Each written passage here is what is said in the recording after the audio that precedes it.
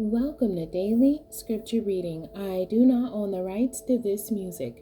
Daniel chapter 4, beginning at verse 34 and ending at verse 37. This is the English Standard Version. Nebuchadnezzar restored. At the end of the days, I, Nebuchadnezzar, lifted my eyes to heaven, and my reason returned to me. And I blessed the Most High, and praised and honored him who lives forever. For his dominion is an everlasting dominion, and his kingdom endures from generation to generation.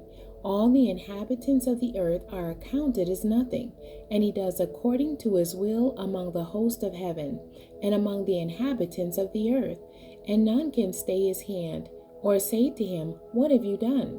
At the same time my reason returned to me, and for the glory of my kingdom, my majesty and splendor returned to me.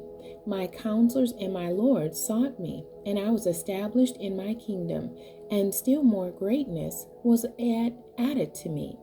Now I, Nebuchadnezzar, praise and extol and honor the King of heaven, for all his works are right and his ways are just, and those who walk in pride he is able to humble.